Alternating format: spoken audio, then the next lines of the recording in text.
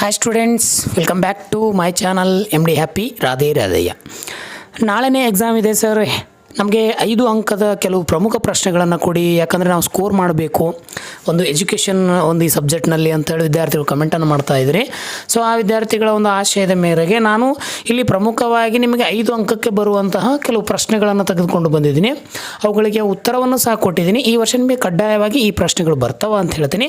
So ಈ video ನನಗೆ ಕೆಲವು ವಿದ್ಯಾರ್ಥಿಗಳು ಸರ್ ಭಾಳ ಲೇಟ್ ಆಯಿತು, ಏನು ಮಾಡಲಿ, ನಾನು ಆ ವಿಷಯಗಳನ್ನು ಸಂಗ್ರಹಣೆ ಮಾಡಲಿಕ್ಕೆ ನನಗೆ ಸುಮಾರು 2 ದಿನದ ಸಮಯಾವಕಾಶ ಹೋಗಿರೋದ್ರಿಂದ ಸ್ವಲ್ಪ ವಿಡಿಯೋ ಬಿಡೋಕ್ಕೆ ಲೇಟ್ ಆಗಿದೆ, ಕ್ಷಮಿಸಬೇಕು ಅಂತ ಹೇಳ್ತೀನಿ. ಸೊ ಹಾಗಾದರೆ ಬನ್ನಿ, ಅದಕ್ಕಿಂತ ಮೊದಲು ನನ್ನೊಂದು ಸಣ್ಣ ರಿಕ್ವೆಸ್ಟ್, ನಿಮಗೆ ಕಮೆಂಟ್ ಬಾಕ್ಸಲ್ಲಿ ತಪ್ಪದೆ ರಾಧೆ ರಾಧೆ ಅಂತ ಮೆಚ್ಚುಗೆಯನ್ನು ವ್ಯಕ್ತಪಡಿಸಿ, ಜೊತೆಗೆ ನಮ್ಮ ಚಾನಲನ್ನು ಸಬ್ಸ್ಕ್ರೈಬ್ ಮಾಡಿ ಅಂತ ಹೇಳ್ತೀನಿ. ಬನ್ನಿ, ಹಾಗಾದರೆ ಪ್ರಶ್ನೆಗಳು ಯಾವ್ದು ಇದ್ದಾವೆ, ಅದಕ್ಕೆ ಆನ್ಸರ್ ಯಾವ ರೀತಿ ಬರೀಬೇಕು ಅಂತ ಹೇಳಿ. ಸೊ ನೀವೆಲ್ಲ ಇಲ್ಲಿ ಗಮನಿಸ್ತಾ ಇದ್ದೀರಿ, ಪಾರ್ಟ್ ಸಿ ಅಂತ ಇದೆ.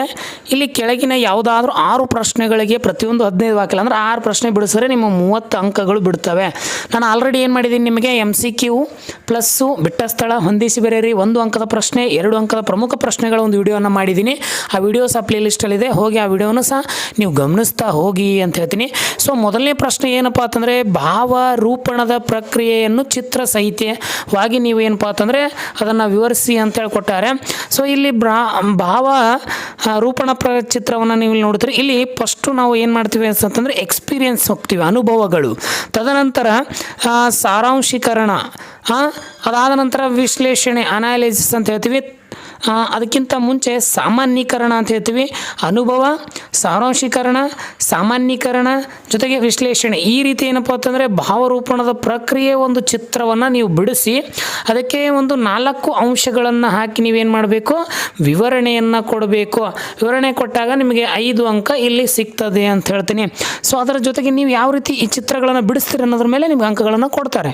ಸೊ ಇನ್ನೊಂದು ಪ್ರಶ್ನೆ ನಿಮಗೆ ಇಲ್ಲಿ ಕೇಳ್ತಾರೆ, ಸಾಂಪ್ರದಾಯಿಕ ಮಾರ್ಗ ಮತ್ತು ಸಂಯೋಜ ಮಾರ್ಗ ಇವೆರಡರ ಬಗ್ಗೆ ಏನಪ್ಪ ಅಂತಂದ್ರೆ ವ್ಯತ್ಯಾಸವನ್ನು ಕೇಳ್ತಾರೆ. ಅವ್ರು ಏನು ಕೇಳ್ತಾರೆ, ವ್ಯತ್ಯಾಸವನ್ನು ಬರೀರಿ ಅಂತ ಕೊಡ್ತಾರೆ. ಸೊ ಹಾಗಾದ್ರೆ ನೀವು ವ್ಯತ್ಯಾಸವನ್ನು ಗಮನಿಸ್ತಾ ಹೋದಾಗ ಇಲ್ಲಿ ಮೊದಲಿಗೆ ಸಾಂಪ್ರದಾಯಿಕ ಮಾರ್ಗದಲ್ಲಿ ಕೆಲವರಿಗೆ ಮಾತ್ರ ಶಿಕ್ಷಣ, ಎಜುಕೇಷನ್ ಫಾರ್ ಸಮ್ ಅಂತಂದರೆ ಕೆಲವರಿಗೆ ಮಾತ್ರ ಇಲ್ಲಿ ಶಿಕ್ಷಣವನ್ನು ಕೊಡ್ತೀವಿ ಸಾಂಪ್ರದಾಯಿಕದಲ್ಲಿ. ಸಂಯೋಜನಾ ಮಾರ್ಗದಲ್ಲಿ ಸರ್ವರಿಗೆ ಶಿಕ್ಷಣ, ಎಜುಕೇಷನ್ ಫಾರ್ ಆಲ್ ಅಂತ ಹೇಳ್ತೀವಿ. ಇಲ್ಲಿ ಎಜುಕೇಷನನ್ನು ಎಲ್ಲರಿಗೂ ಸಹ ನಾವು ಕೊಡುವಂಥ ಸಾಧ್ಯತೆಯನ್ನು ಇಲ್ಲಿ ಮಾಡ್ತೀವಿ. ಜೊತೆಗೆ ಜಡತ್ವದಿಂದ ಕೂಡಿದೆ, ಸ್ಟ್ಯಾಟಿಟಿಕ್ ಇನ್ ನೇಚರ್ ಅಂತ ಹೇಳ್ತೀವಿ. ಅಂದರೆ ನ್ಯಾಚುರಲಿ ಇದೇನಪ್ಪ ಅಂತಂದ್ರೆ ಭಾಳ ಜಡತ್ವದಿಂದ ಕೂಡಿರುವಂಥದ್ದು. ಇಲ್ಲಿ ನಮ್ಯತೆಯಿಂದ ಕೂಡಿದೆ, ಅಂದರೆ ಫ್ಲೆಕ್ಸಿಬಲ್ ಇನ್ ನೇಚರ್ ಅಂತಂದ್ರೆ ಭಾಳ ಸೌಮ್ಯತೆಯಿಂದ ಕೂಡಿರುವಂಥದ್ದು ನೀವು ಇಲ್ಲಿ ಗಮನಿಸ್ತೀರಿ. ಇನ್ನು ಸಾಮೂಹಿಕ ಬೋಧನೆ ನಡೆಯುತ್ತದೆ. ಇಲ್ಲಿ ನೋಡ್ರಿ, ಕಲೆಕ್ಟಿವ್ ಟೀಚಿಂಗ್ ಅಂತ ಹೇಳ್ತೀವಿ. ಇಲ್ಲಿ ಎಲ್ಲರನ್ನ ನಾವು ಒಗ್ಗೂಡಿಸಿಕೊಂಡು ಸಾಮೂಹಿಕ, ಇಲ್ಲಿ ವೈಯಕ್ತಿಕರಿಸಿದ ಬೋಧನೆ ಇದೆ. ಅಂದರೆ ಇಂಡಿವಿಜುವಲೈಸ್ಡ್ ಟೀಚಿಂಗ್ ಅಂತ ಅಂದರೆ ಕೇವಲ ಒಬ್ಬರಿಗೆ ಮಾತ್ರ ವೈಯಕ್ತಿಕವಾಗಿ ಮಾಡುವಂಥ ಒಂದು ಇಲ್ಲಿ ಪದ್ಧತಿ ಇದೆ. ಇನ್ನು ಪ್ರತ್ಯೇಕ ವ್ಯವಸ್ಥೆಯಲ್ಲಿ ಕಲಿಕೆ, ಕೇವಲ ಪ್ರತ್ಯೇಕ ವ್ಯವಸ್ಥೆ ಅಂದರೆ ಕೇವಲ ಒಬ್ಬನಿಗೆ ಮಾತ್ರ. ಇನ್ನು ಸಂಯೋಜಿತ ವ್ಯವಸ್ಥೆ ಇದೆ, ಲರ್ನಿಂಗ್ ಇನ್ ಇಂಟಿಗ್ರೇಟೆಡ್ ಸೆಟ್ಟಿಂಗ್ಸ್ ಅಂತ ಕರಿತೀವಿ ನಾವು. ಇಲ್ಲಿ ಇವುಗಳನ್ನು ನೋಡ್ತೀವಿ. ತದನಂತರ ಬೋಧನೆಯ ಮಹತ್ವ ಭಾಳ ಇಂಪಾರ್ಟೆಂಟ್. ಇಲ್ಲಿ ಟೀಚಿಂಗ್ ಒಂದು ಎಕ್ಸ್ಪೀರಿಯನ್ಸ್ ಭಾಳ ಮಹತ್ವ. ಇನ್ನು ಕಲಿಕೆಯ ಮಹತ್ವ, ಇಲ್ಲಿ ಲರ್ನಿಂಗ್ನ ಒಂದು ಏನಪ್ಪ ಅಂತಂದರೆ ಇಂಪಾರ್ಟ್ ಏನೈತಿ, ಅದರ ಒಂದು ಮಹತ್ವ ಏನೈತೆ ಅಂತ ನೋಡ್ತೀವಿ. ಇನ್ನು ವಿಕೇಂದ್ರೀಕರಣ, ಸಬ್ಜೆಕ್ಟ್ ಸೆಂಟರ್ಡ್ ಅಪ್ರೋಚ್ ಅಂತ ಕರಿತೀವಿ. ಇಲ್ಲಿ ಶಿಶು ಕೇಂದ್ರಿತ ಇದೆ, ಚೈಲ್ಡ್ ಸೆಂಟರ್ ಅಪ್ರೋಚ್. ಅಂದರೆ ಇಲ್ಲಿ ವಿಷಯ ಇದ್ದರೆ ಇಲ್ಲಿ ಶಿಶು ಅಂತ ಹೇಳ್ತೀವಿ. ಯಾವ ರೀತಿ ಸಾಂಪ್ರದಾಯಿಕ ಮತ್ತು ಒಂದು ಸಂಯೋಜನೆ ಹೆಂಗೆ ರೀತಿ ಇದೆ ಅಂತೇಳಿ ನಾವು ಇಲ್ಲಿ ಉತ್ತರವನ್ನು ನೋಡ್ತೀವಿ. ಇನ್ನು ಹೊರಗಿಡುವುದರಿಂದ ಸೀಮಿತ ಅವಕಾಶ, ಇಲ್ಲಿ ಸರ್ವರಿಗೂ ಅವಕಾಶ. ಅಪರ್ಚುನಿಟೀಸ್ ಲಿಮಿಟೆಡ್ ಬೈ ಎಕ್ಸ್ಪೀರಿಯನ್ಸ್ ಅಂತ ಹೇಳ್ತೀವಿ. ಇಲ್ಲಿ ಈಕ್ವಲ್ ಅಪರ್ಚುನಿಟಿ ಫಾರ್ ಆಲ್ ಅಂತ ಹೇಳಿ ಏನನ್ನ ಹೇಳ್ತೀವಿ. ನಿಮಗೆ ಇನ್ನೊಂದು ಕ್ವಶನ್ ಅನ್ನ ಇಲ್ಲಿ ಕೇಳ್ತಾರೆ, ಸಂವಹನ ಪ್ರಕ್ರಿಯೆಯನ್ನು ಧಾರಾಚಿತ್ರದೊಂದಿಗೆ ನೀವೇನು ಮಾಡಬೇಕು, ವಿವರಣೆಯನ್ನು ಕೊಡಬೇಕು ಅಂತ ಹೇಳ್ತಾರೆ. ಹಾಗಾದರೆ ನಾವಿಲ್ಲಿ ಪ್ರೇಕ್ಷಕ, ಸೆಂಡರ್, ಮಾಹಿತಿ, ಮೆಸೇಜ್, ಮಾಧ್ಯಮ, ಚಾನೆಲ್, ಗ್ರಾಹಕ, ರಿಸೀವರ್ ಅಂತ ಅಂದರೆ SMCR ಅಂತ ಕರಿತೀವಿ.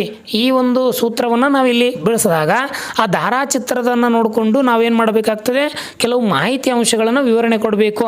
ಇದಕ್ಕೆ ಫೀಡ್ಬ್ಯಾಕ್ ಅಂದರೆ ಹಿಮ್ಮಾಹಿತಿ ಅಂತ ಕರಿತೀವಿ.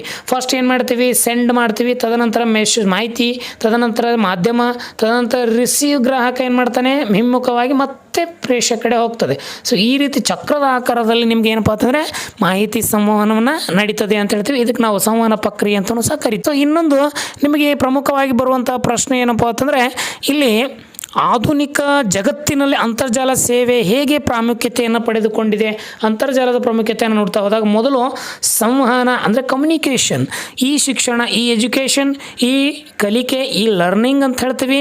ತದನಂತರ ವಿದ್ಯುನ್ಮಾನ ವಾಣಿಜ್ಯ ಅಂದರೆ ಇ ಕಾಮರ್ಸ್, ನೋಡಿರಿ ಈ ಶಾಪಿಂಗ್ ಈಗೆಲ್ಲ ನೀವು ಟೆಲಿಶಾಪಿಂಗ್ ರಗಡ್ ಮನೆಯಲ್ಲಿ ಕುಳಿತುಕೊಂಡೇ ಏನು ಮಾಡ್ತೀರಪ್ಪ ಅಂತ ಭಾಳಷ್ಟು ನಿಮ್ಮ ವಸ್ತುಗಳನ್ನು ನೀವು ಖರೀದಿಯನ್ನು ಮಾಡ್ತೀರಿ.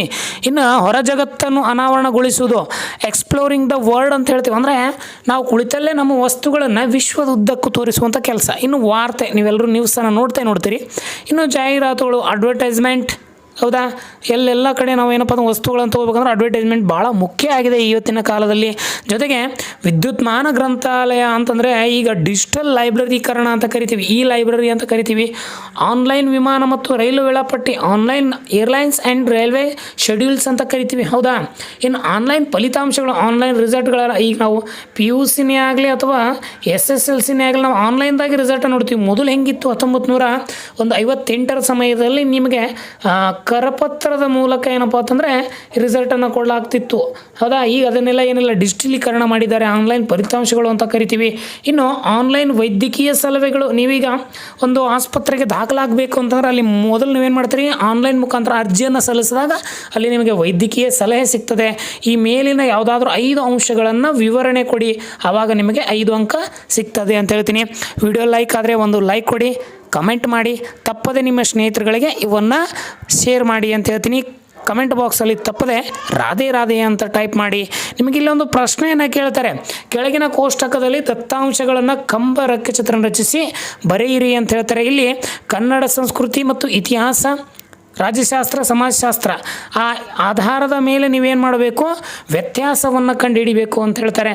ನಾನಿಲ್ಲಿ ಸ್ಕೇಲ್ಗಳ ಪ್ರಕಾರ ಎಕ್ಸ್ ಅಕ್ಷ 1 ಸೆಂಟಿಮೀಟರ್ 1 ವಿಷಯ, Y ಅಕ್ಷ 1 ಸೆಂಟಿಮೀಟರ್ ಪ್ಲಸ್ 10 ಅಂಕಗಳು ಅಂತ ಕೊಡ್ತೀವಿ. ಸೊ ಇದರಲ್ಲಿ ಸ್ವಲ್ಪ ನೀವು ಇಲ್ಲಿ ಗಮನಿಸಬೇಕು, ಏನು ಹೇಳಿದ್ದಾರೆ ಅಂತಂದರೆ ವಿಷಯಗಳ ಕಂಬಗಳನ್ನು ಕೊಟ್ಟಿದ್ದೇವೆ. ಕನ್ನಡ ಇದೆ, ಸಂಸ್ಕೃತಿ ಇದೆ, ಇತಿಹಾಸ ಇದೆ, ರಾಜ್ಯಶಾಸ್ತ್ರ ಇದೆ, ಸಮಾಜಶಾಸ್ತ್ರ, ಶಿಕ್ಷಣ, ಅಂದರೆ ಇದೇ ರೀತಿಯಾದಂಥ ಮಾಹಿತಿಯನ್ನು ಕೊಡ್ತಾರೆ. ಅಪ್ಲೈಡ್ ಕ್ವಶನ್ ಇದು ನಿಮಗೆ. ಇಲ್ಲಿ ಏನು ಕೇಳಿದ್ದಾರೆ ಅವರು, ಇದರಲ್ಲಿ ಕನ್ನಡ ವಿಷಯದ ಅಂಶವು ಸಮಾಜಶಾಸ್ತ್ರ ಅಂಕಗಳಿಕೆ ಯಾವ ರೀತಿ ಅಂಕಗಳನ್ನು ಪಡೆದುಕೊಂಡಿದ್ದಾರೆ ಅಂತ ಅಂದಾಗ ಇಲ್ಲಿ ನೋಡಿ, ಕನ್ನಡ 90ಗೆ ತೊಗೊಂಡಿದ್ದಾರೆ. ಇನ್ನು 80ಕ್ಕೆ ನಾವು ಏನಪ್ಪ ಅಂತಂದರೆ ಇತಿಹಾಸವನ್ನು ತೊಗೊಂಡಿದ್ದಾರೆ, 40 ಸಂಸ್ಕೃತಿ ತೊಗೊಂಡ್ರೆ, ಇನ್ನು 70 ಮತ್ತು 60 ಏನು ಮಾಡಿದ್ದಾರೆ, ರಾಜ್ಯಶಾಸ್ತ್ರಕ್ಕೆ ತೊಗೊಂಡಿದ್ದಾರೆ. ಇನ್ನು ಉಳಿದ 40ರಿಂದ 50 ಏನಪ್ಪ ಅಂತಂದರೆ ಸಮಾಜಶಾಸ್ತ್ರ. ಹಾಗಾದರೆ ಮೇನು ಶಿಕ್ಷಣಶಾಸ್ತ್ರಕ್ಕೆ ಏನಪ್ಪ ಅಂತಂದರೆ ಹೆಚ್ಚಿನ ಅಂಕಗಳನ್ನು ಗಳಿಸುವುದುಂಟು. ಸೊ ಈ ರೀತಿ ಏನಪ್ಪ ಅಂತಂದರೆ ಕಂಬ ರೇಖಾಚಿತ್ರದಲ್ಲಿ ನಿಮ್ಮ ಮಾಹಿತಿಯನ್ನು ನೀವು ಕೊಡಿ ಅಂತ ಹೇಳ್ತೀನಿ. ಸೊ ವಿದ್ಯಾರ್ಥಿಗಳ 5 ಅಂಕದ ವಿಡಿಯೋ ಹೇಗೆ ಅನಿಸ್ತು ಅಂತೇಳಿ ಕಮೆಂಟ್ ಮೂಲಕ ನಮಗೆಲ್ಲರೂ ತಿಳಿಸಿ ಅಂತ ಹೇಳ್ತಾ ಈ ವಿಡಿಯೋನ ಇಲ್ಲಿಗೆ ಕಳಿಸ್ತೀನಿ. ಇವು ಭಾಳ ಇಂಪಾರ್ಟೆಂಟ್ ಆಗಿರುವಂಥ ಪ್ರಶ್ನೆಗಳು, ನಿಮ್ಮ ನಾಳೆ ಆನ್ಯುವಲ್ ಎಕ್ಸಾಮ್ ಹೆಲ್ಪ್ ಆಗ್ತಾ ಅಂತ ಹೇಳ್ತಾ ಎಲ್ರಿಗೂ ಆಲ್ ದ ಬೆಸ್ಟ್ ಹೇಳ್ತಾ ವಿಡಿಯೋನ ಇಲ್ಲಿಗೆ ಕೊನೆಗೊಳಿಸ್ತೀನಿ. ಎಲ್ರಿಗೂ ಧನ್ಯವಾದಗಳು, ನಮಸ್ಕಾರ.